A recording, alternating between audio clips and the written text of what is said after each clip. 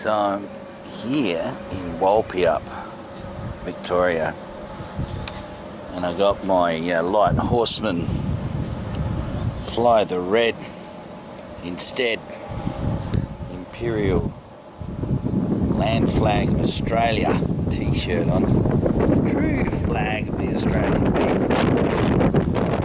And looky, there is our Australian Imperial Forces light horseman right there on that grain silo.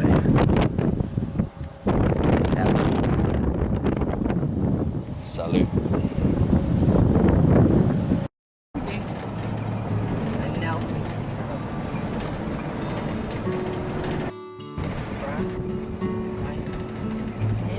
Oh, cool. Campground as well. Awesome.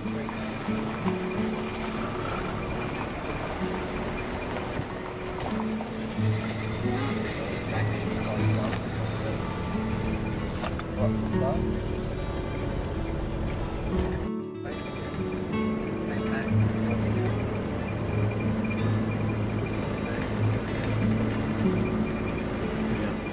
I'll film some more on the way back. Check this out. This is Melville Caves in sort of northern central Victoria, north of Bendigo. Big granite boulders everywhere up here, and plenty of country out here for predators. Lots of roos. Look at all the country between here and the next place. Heaps of bush. Great part of the world. That a large predator would want with cover, height, you know, constant breezes coming in from certain directions. There's so much cover up here. This would be, at the very least, if there was big cats in the area out here, in this part of Victoria, they would definitely be up here. All apex predators like being at a high vantage point, so.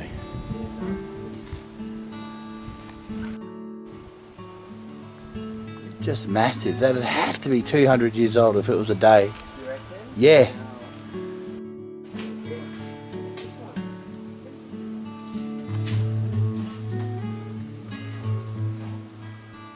Awesome. This giant big slab here. Melville Caves.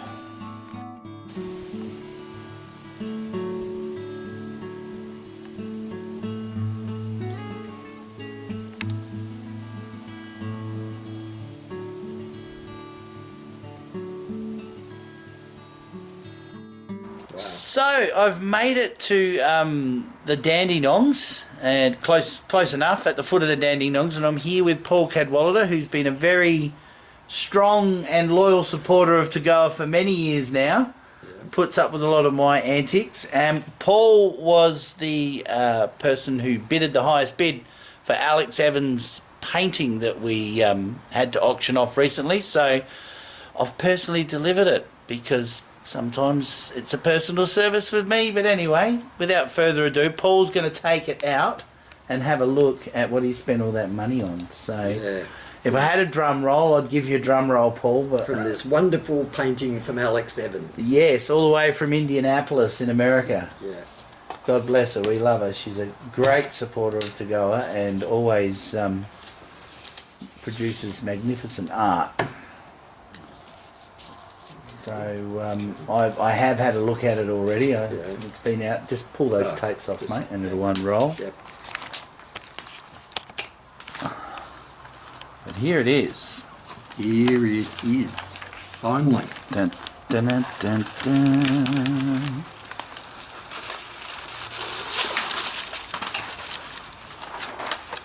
So the really personalised part of this is Alex is one of our camera image receivers like yourself. And the backdrop in this painting, Alex actually copied one of the photographs from one of the camera shots I'd sent her. So that's as northeast Tassie as it gets as far as backgrounds go. So there it is. So congratulations, Paul, and thank you so very, very much for all your support over these years. I'm sure you'll find a good place to frame this. I will. And hang it in your beautiful home here with all your other bits of artwork you've got around the place. Yes, I'll put it in front of my desk, I think. Okay. Are Right. we going to get to see that painting that you did of a thylacine, or have you put that away somewhere? Yeah, we can show you. Well, you don't It's have still to. not finished. No, it's not finished. Oh, well, if it's not finished, that's okay. But I do remember you sent me a bit of an image of it a couple of years back. Yeah, that's right. I did. But yeah, this is awesome. I've Yeah, look at that. got one part of my journey done and completed. Look at that. Stunning. And not a bad size either. I think it was 16 by 20 inches from memory. Something like that. Yeah, I'm not sure what that is in metric. I can't be bothered trying to convert it right now. But anyway, Yeah. once again, thank you very much, Paul, for all your support. And You're welcome. it doesn't go unnoticed, believe me. Yeah. All for a good cause. Absolutely. Fine thylacines.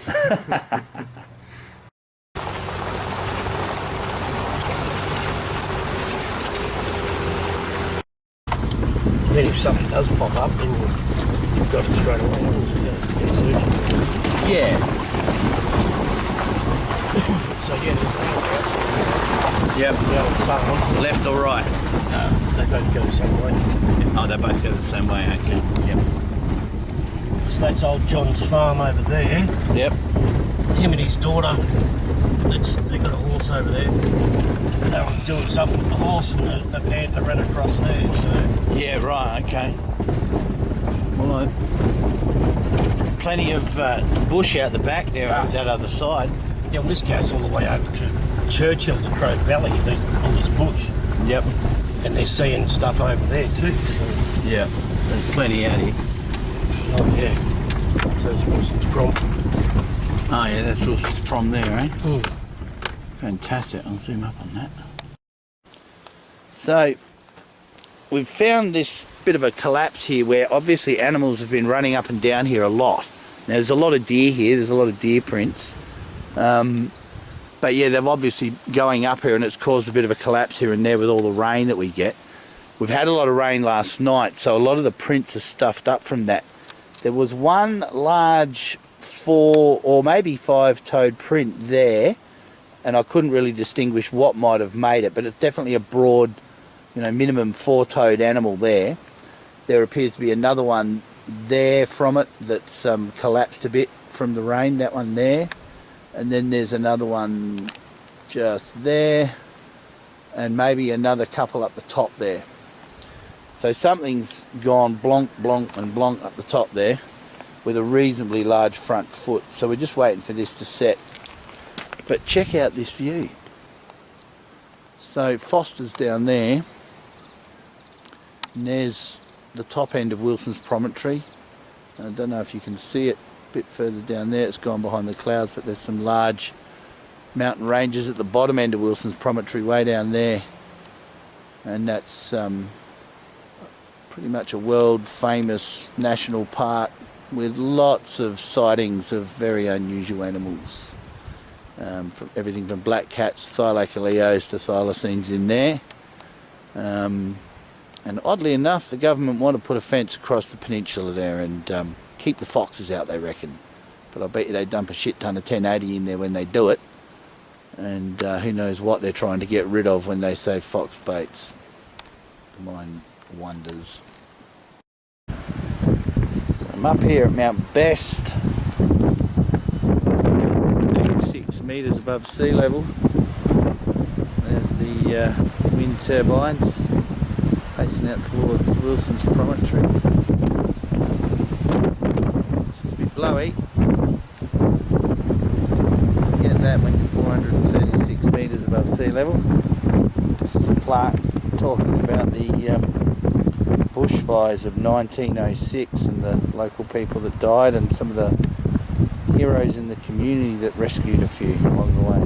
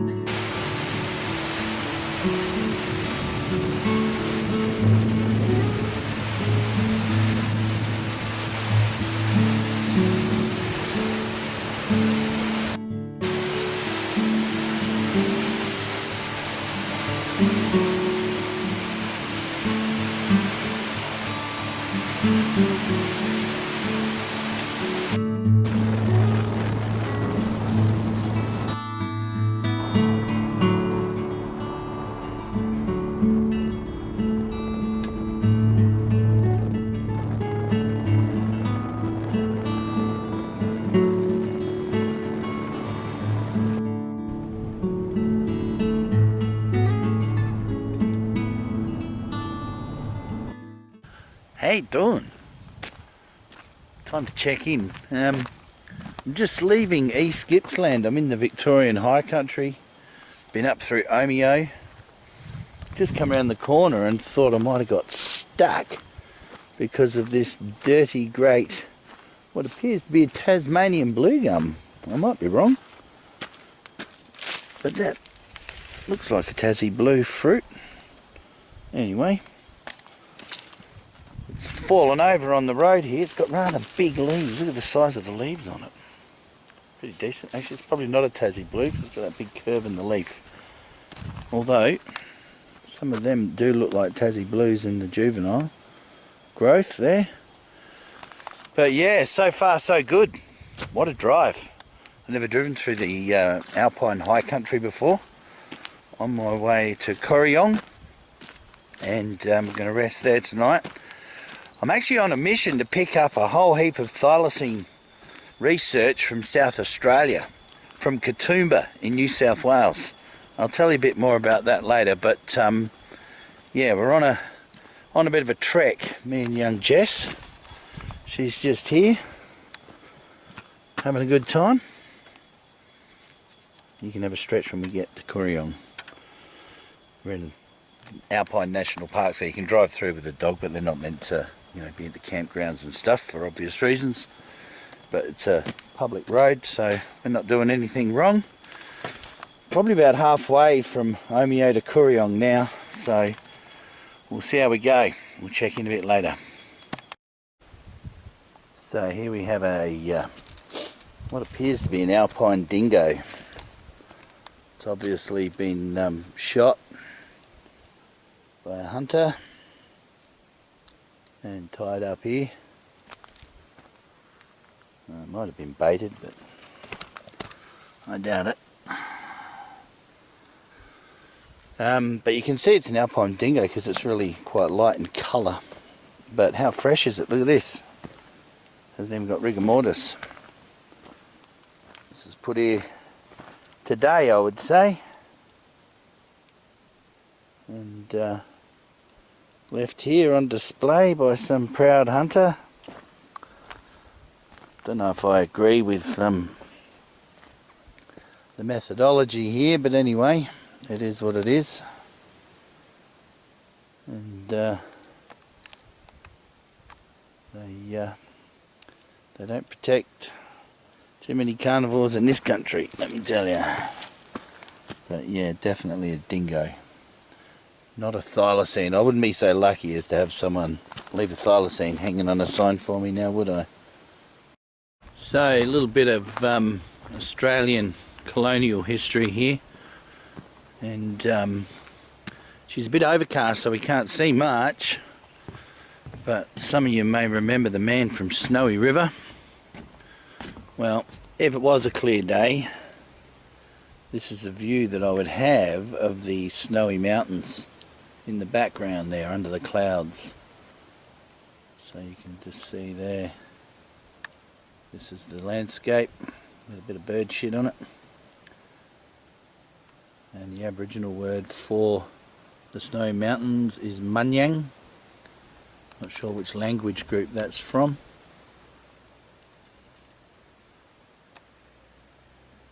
The Wiradjuri, okay.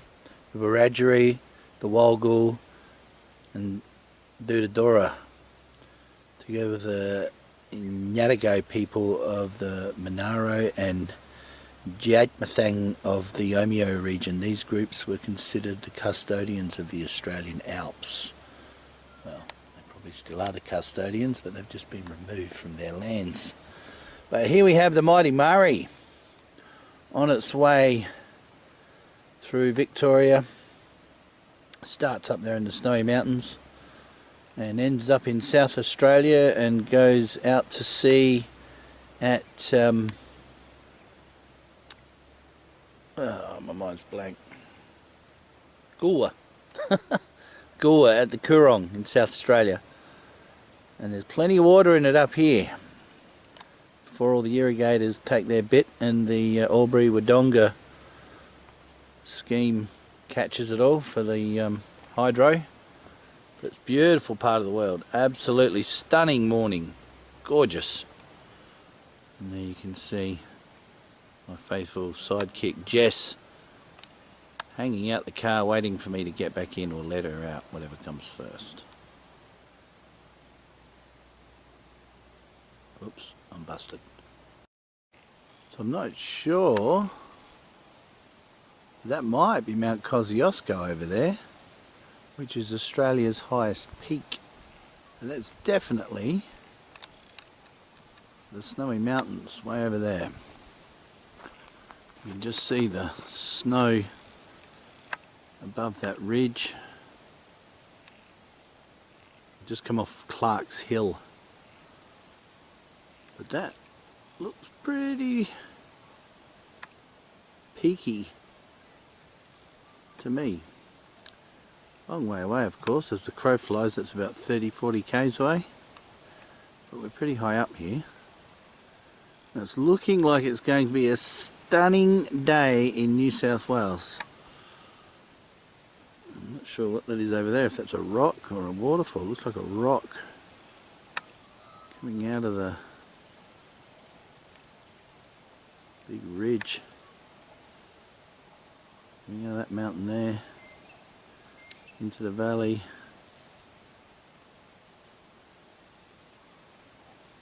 And there we have it. Pretty sure that's Kosciuszko. Happy to be wrong though. So, good evening. We've pulled up in Cowra for the night. Famous for the Japanese POW breakout during World War II, where some Japanese prisoners of war made an escape attempt and there was all hell broke loose. I'm on the banks of the beautiful Lachlan River. Pretty sure this is the one that flows through Dubbo further downstream. It's coming off of the mountains out there, the Great Dividing Range, Snowy Mountains and all the rest of it. Got a bit of water in it still, moving quite well for winter. Normally there's not a lot of movement in winter, but we had big floods in summer this year. Massive rain in the mountains and lots of water moving downstream. So Jess is here with me. We've just had a nice walk. There's beautiful sunset happening here over the river. I thought I was seeing things before.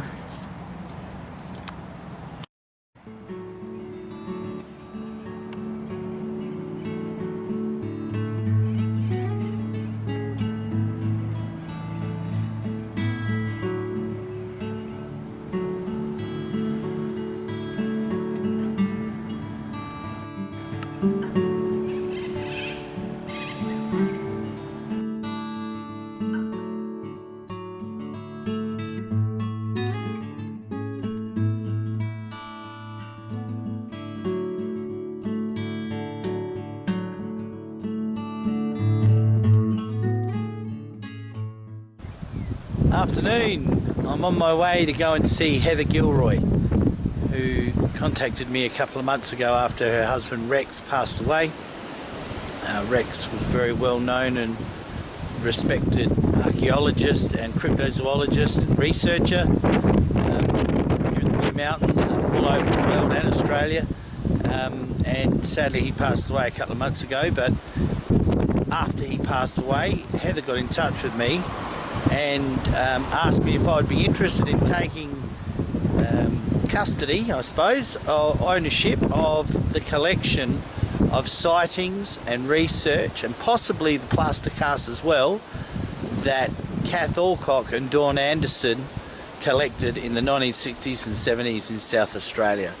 I started looking for this collection when I first met Kath in early 2015 to no avail. I tried to find Dawn I found her last address, but she'd gone into a nursing home and the neighbour had no info on her. So I lost track of Dawn, but I'm actually going and collecting Kath's research from her time with Dawn and bringing it home. So it's a pretty special trip to, 9 years after I started looking for this stuff, it found me basically.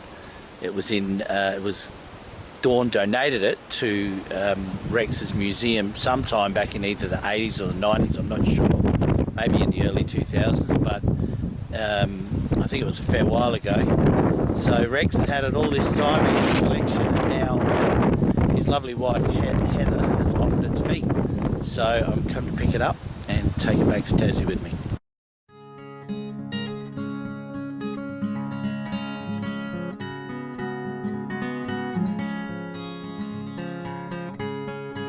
Yeah, so going to Carl's place. We're going to get there by boat. So, take two. Going over there. Gonna leave the car over here. It's what river is this? Patonga Creek, Patonga Creek. on the mouth of the Hawkesbury River. Yeah, right. Beautiful. We're going to go by punt. What do you reckon? All right. Plenty of oysters, mate. Which one's Steve Waugh's place? I'll show you it down when we walk up the road. Okay. One, you would have seen it when you drove in. Okay.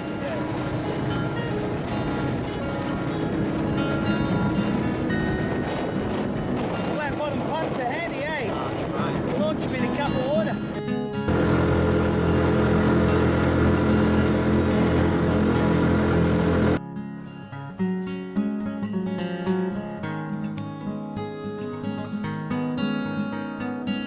You wouldn't want that bucket swinging around too much underneath there, would you? Hey? Get that thing rocking, you'd be in all sorts of strife.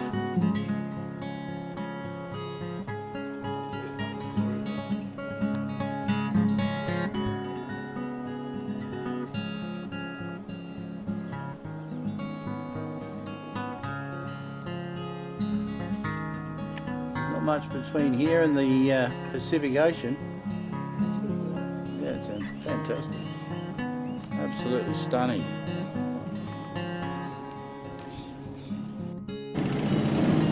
So now we're going to the pub to have some dinner. By boat. Car's over there, but we'll walk. But look at this. How beautiful is this? What do you reckon, Jess? Jess isn't real keen on the boat, but we'll get there, we'll be alright.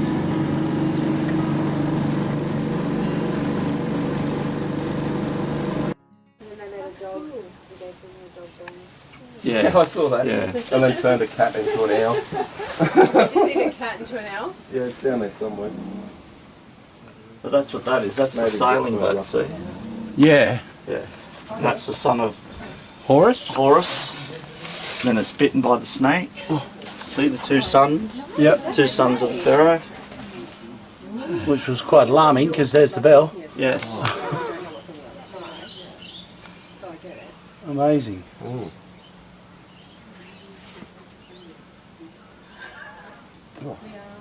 I wonder how much of these glyphs, have similar glyphs in other languages as well, Yeah, exactly. There's some glyphs in the Flinders Ranges that are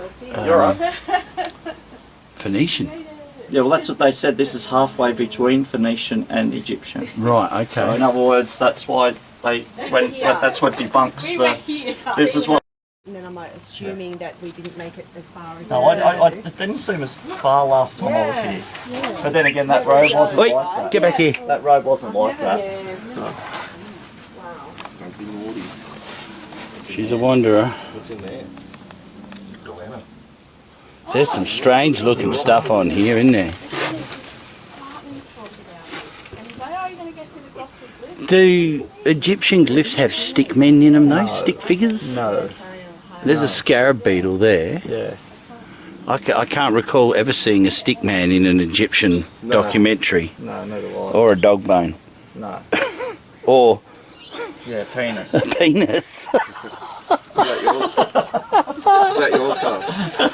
Oh, I've got to tell you this, though. I think it's fair to say he's rock hard, I'm yeah? telling you now. I saw that, didn't want to say anything in front of you guys. He didn't get a boner, he got a stoner. Because you said Means though, I don't think this has been deciphered because it's all like faded away. Yeah, Yeah. you'd need some really good etching Yeah. expert to... Well, we came up with, when my kids were young, we came up and stenciled them all. Okay. Yeah. Yeah, some of them look a little bit not Someone's just put Egyptian. them on there. Yeah, Like a cross and yeah. like that. The owl, The owl cat. dog bone.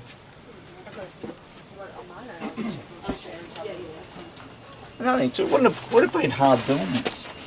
Yeah. You needed a layer Even or up there, something. look, they're all up here too. Like he would have had to have, must have, like, She with you, Rob? oh, cute. well, they're all the way down here. But that's all just falling apart. So. Another UFO one there. Yeah. That's the Eye of Horus. Yep.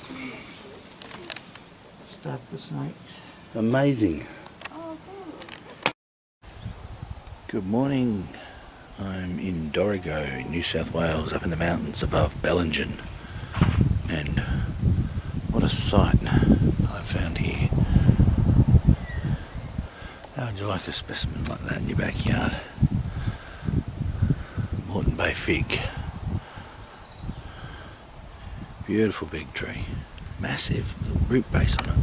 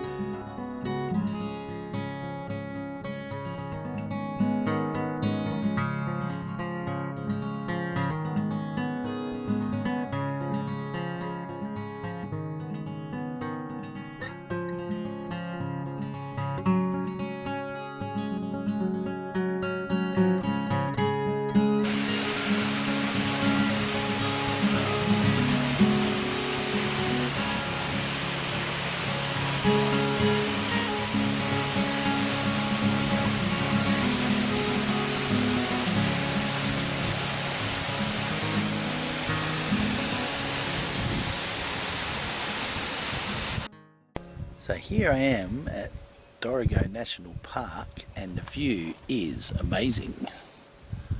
All the way out to the ocean out there. Coffs Harbour's down there. It's a bit of an interpretation sign.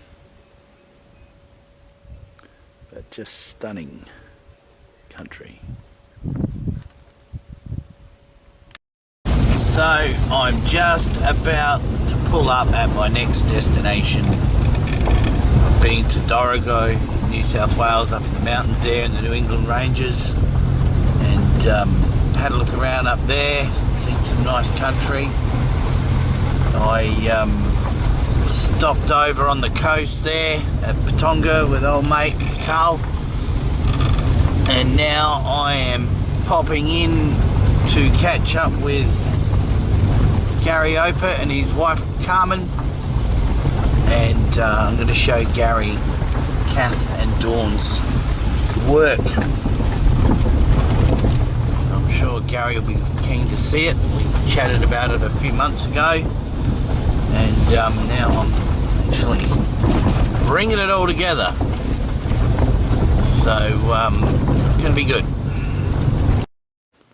Okay, so I'm here with Gary Opit in his amazing office and collection of all things natural, and Gary has a connection to a lot of things to do with thylacines and thylacine and yowies and all of those things over the years, but you've actually got a copy of the original article here, Gary, from the Women's Weekly from February 25th 1970, You want to tell us a bit about that and Yeah, so how that leads into this? because I was interested in unexplained natural phenomena from childhood, and this is my scrapbook, and anything unusual in the newspapers that my parents or other people reading, They'd cut it out and give it yeah, to you. yeah, or I'd cut it out myself. And so we were visiting some friends of the family on the Isle of Capri in 1970, and they had this magazine on the tail, the Australian Woman's Weekly. My mother used to often get the Australian Woman's Weekly. Yep. And I was astounded. There it is. This article, is it the Tasmanian tiger? And one of the children had even painted in with their watercolours. They'd coloured in the Tassie tiger. And I read this, and I was absolutely fascinated. And of course, I added it to my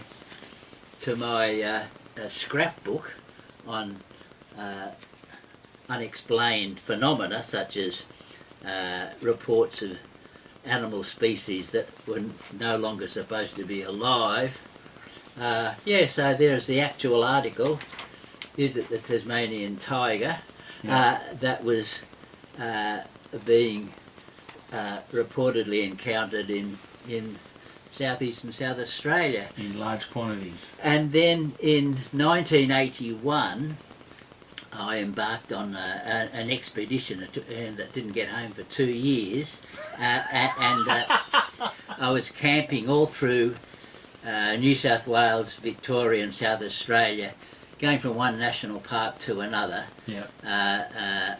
My greatest interest in life has always been identification of animals and plants and ecosystems, and it cost me nothing because I would I just live in my car. I had a four-wheel drive. An rag, basically. And while I was roaming around talking to farmers and all kinds of people about these reports of pumas in the Grampians. I spent 3 months in the Grampians. I got lots of reports of thylacines in the Grampians. I was absolutely astounded how the number, almost everybody I spoke to had seen either black panthers or pumas or thylacines. And that was included the mayor of Hamilton, the head of the water board, the most of the outdoor staff. They'd only ever encountered these animals once or twice in their life, but every single one of them had seen them. The forestry workers.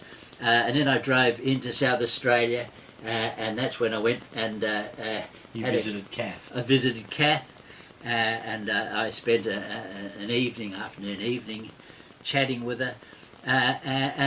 So I explored a large area. And then I went down to Tasmania myself. I spent 1.5 years in Tasmania, and they were in the good old days. I'm talking about, as I said, 1981, 82. I was away. Yep.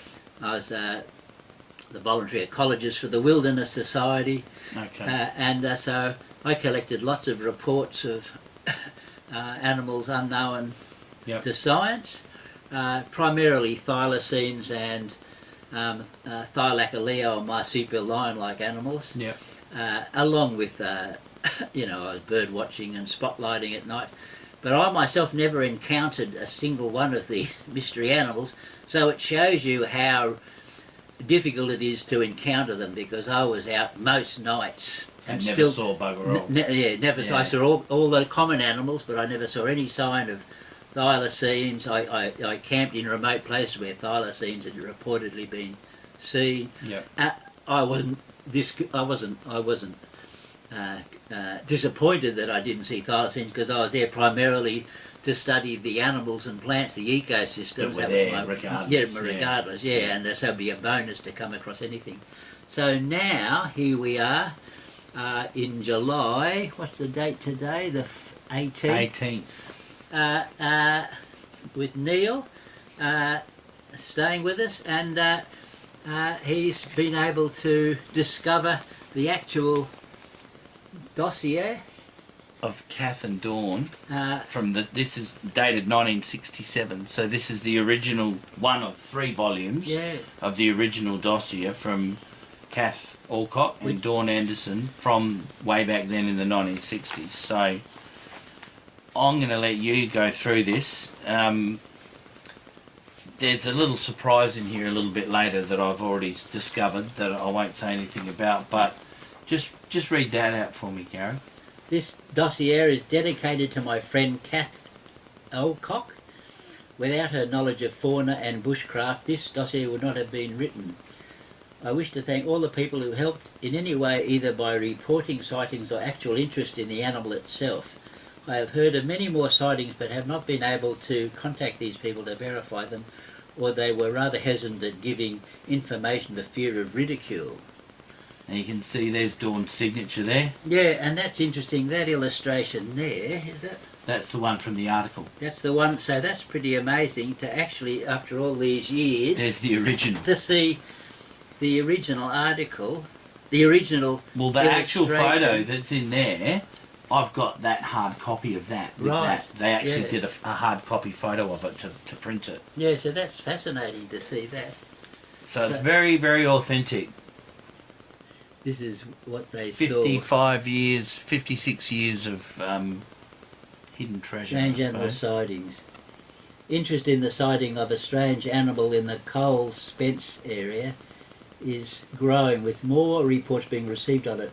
Some people have seen this animal as far back as 2 years ago and mainly in the same area. Recently its footprints were photographed and compared with the footprints of a dog, but the prints were found to be entirely different, so that a more accurate description of the animal can be prepared.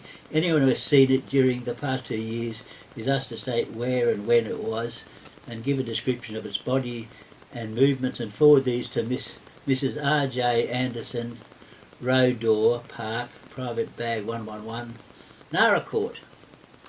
Fantastic. And there's a couple of photos there of some pretty typical looking thylacine prints as well, Yeah. I might add. Yeah, blurred of course, A bit because blurry because of the camera. the camera's very, very poor cameras.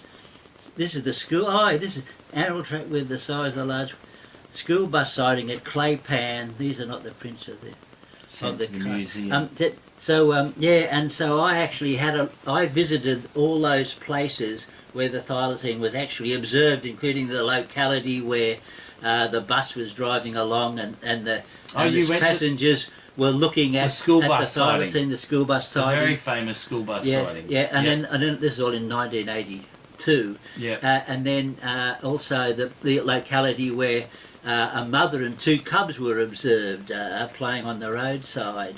And I went in and talked to some of the people and picked up subsequent reports. And people told me, I remember farmers telling, I've got it all, the notes taken down. I'm putting it together slowly in my In your book, yep. Australian cryptozoology book. And they would tell me again and again, when I was talking to these people that originally given these reports or others, they'd say, I'd go to the Australian Museum, the South Australian Museum, and I'd see the thylacine family. They had a wonderful display of a whole family of thylacines that came from the Adelaide Zoo, Yeah. mounted, and said Tasmanian tiger extinct. And they'd go to the curator of mammals and say, oh look, that's not animals not extinct, we've got them living under our barn. Yep. And they said, and the invariable reply was from the curator was, you farmers, you're all idiots, you wouldn't be able to identify a dog from a cat, piss off. And they all That told would me have been exactly Peter the same Aitken. thing. Yeah.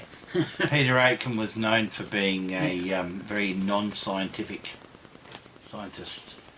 Yeah, and so here's the original article. So I've never seen any of these, of course. I've got copies of most of these Yes, from the museum file.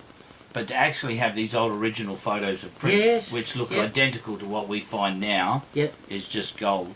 Yep. You got all of Dawn's notes as well in regards to comments and letters and bits and pieces. I mean, this is Yeah, no. mind blowing it for is. me because I've known Kath for 8.5 years now. Yeah. And she told me way back then that Dawn kept everything. I tried relentlessly to actually find Dawn and or her children who may have had her stuff, and she donated it all to Rex Gilroy for his museum. And then thankfully Heather got in touch with me after Rex's passing recently and finally, here we have the lost dossiers from South Australia. Yeah, no, which is just a time capsule. It is. This is absolutely astounding. And to see the actual articles that were written, because my only experience, even though I went and actually had chased up the people involved, but I never got to see a dossier or even heard about it. Yeah. So this is back in the day when copying and pasting meant you actually glued something into a book, not just did it on the computer. Yeah. So, you know, as you go through here, it just gets better and better. There's articles from Mary Grant Roberts from Beaumaris Zoo. Yep. And there's, you know, all these and sightings. A school bus driver. See that? I went and had a look at that exact site. I've actually I've spoken to one of the kids that was on the bus at the time, and he reckons it was a mangy fox.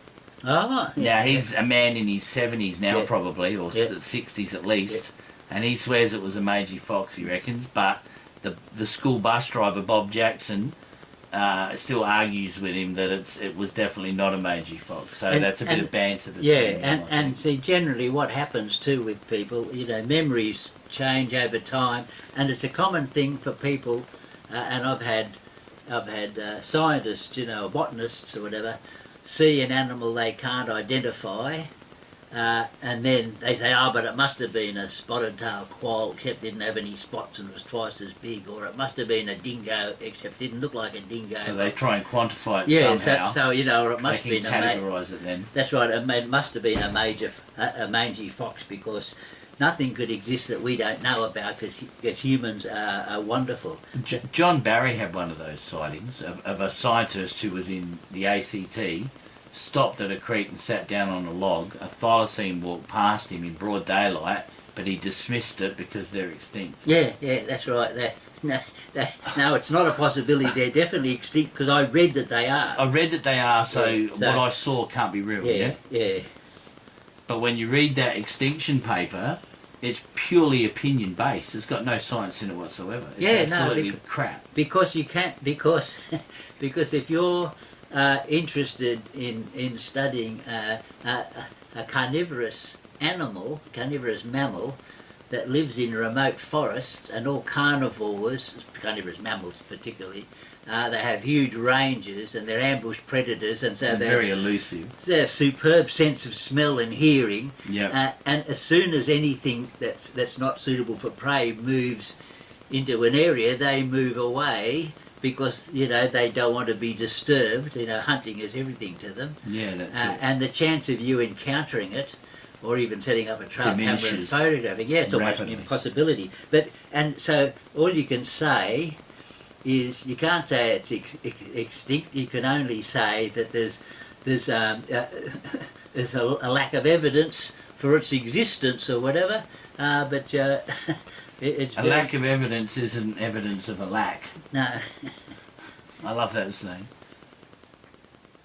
And see, this is, and what's interesting about these reports. These reports are all by rural people, not city dwellers who have gone into the bush. People that live on the land. Yeah, they live on the land, and so they've seen dogs and foxes and native animals all their lives. Yeah. And so they're instantly able to identify something that's unusual. Yeah. That stands out. That's right. And so you can understand city dwellers, they might go into the countryside, they see a fox. Oh, I wonder what kind of an animal that is, or something. Yeah, or a dog or a dingo. I've had people show me videos, one video of what they were positive was an unknown animal, but it was just a very mangy, skinny dingo. Yeah. But anyway. Yeah, I had a lady ring me up and said she's got a dead koala in her yard and it was a possum. Yeah. So, here's some actual photos of prints from the 60s as well, old black and white shots that probably Kath and Dawn took. And it just shows you how many articles are actually being published. They're mainly published in regional newspapers, and if you don't live in that region, you don't find the you'll story. Never find it. Yeah, that's where Trove has really become a gold mine. Let me have a look. And they never get passed on, like, you know, the city newspapers. Don't always pick them up. Yeah, they're not interested. You know, some strange animal seen in the bush. Well, who cares?